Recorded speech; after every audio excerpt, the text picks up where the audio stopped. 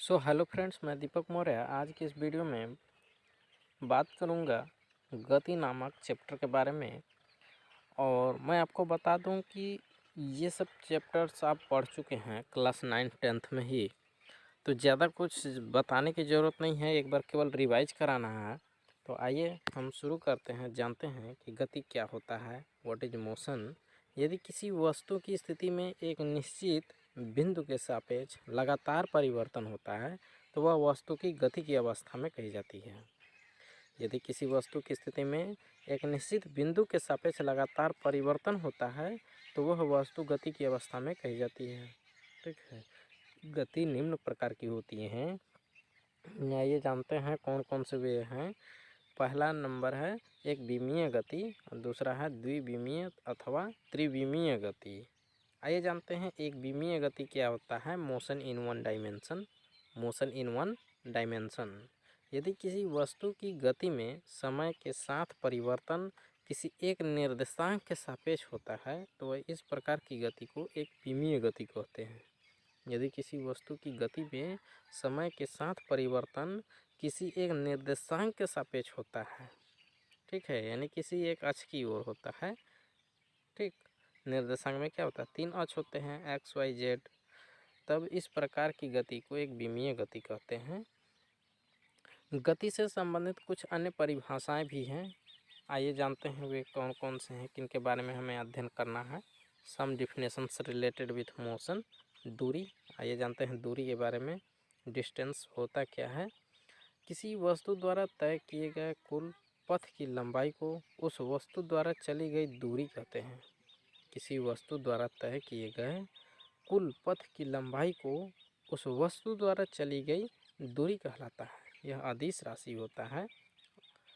Second number जाता है विस्थापन के बारे में। डिस्प्लेसमेंट, किसी वस्तु की प्रारंभिक व अंतिम स्थितियों के बीच की न्यूनतम दूरी को उस वस्तु का विस्थापन कहते हैं। यह सदिश राशि होता है। तो विस्थापन के बारे में क्या जाने आप कि किसी वस्तु की प्रारंभिक व अंतिम स्थितियों के बीच की न्यूनतम दूरी को, ठीक है, उस वस्तु का विस्थापन कहते हैं। विस्थापन का डायरेक्शन भी होता है, ध्यान रखिएगा।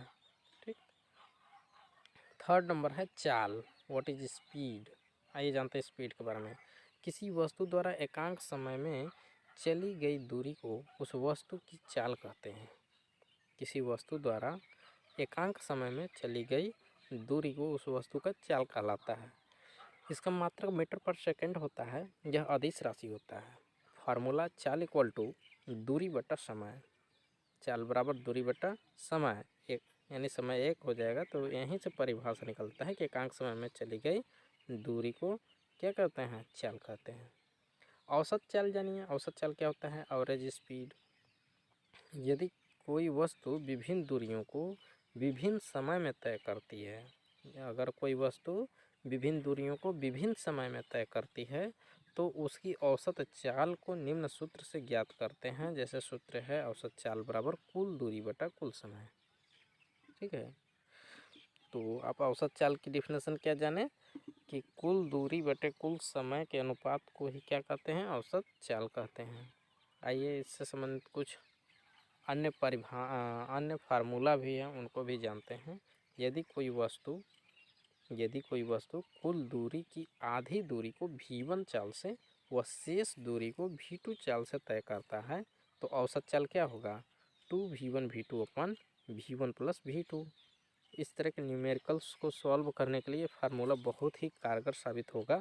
तो आप इस चीज़ को ध्यान रखिएगा कि अगर आधे दूरी को v1 चाल से और शेष दूरी को v2 चाल से तय करता है तो औसत चाल क्या हो जाएगा उसका, 2v1v2 upon v1 plus v2। Second number है कि यदि कोई वस्तु प्रथम एक तिहाई दूरी को a चाल से, अगली एक तिहाई को b चाल से व अंतिम एक तिहाई दूरी को c चाल से तय करती है तो औसत चाल हो जाएगा 3abc upon ab plus bc plus ca। तो ये सब फार्मूला को आपको रट लेना है, अच्छे से ध्यान में रखना है। ठीक है, नेक्स्ट है ताक्षणिक चाल। ताक्षणिक चाल, आइए जानते हैं क्या होता है। किसी क्षण वस्तु द्वारा प्राप्त चाल उसकी ताक्षणिक चाल कहलाती है। किसी क्षण वस्तु द्वारा प्राप्त चाल उसकी तात्क्षणिक चाल कहलाती है। यदि delta T approaching to zero, तब तात्क्षणिक चाल क्या होगा, limit delta T approaching to zero D S delta S upon delta T. इसको आप ऐसे भी लिख सकते हैं D S upon D T. Next जानते हैं 4th नंबर वेग वेलोसिटी।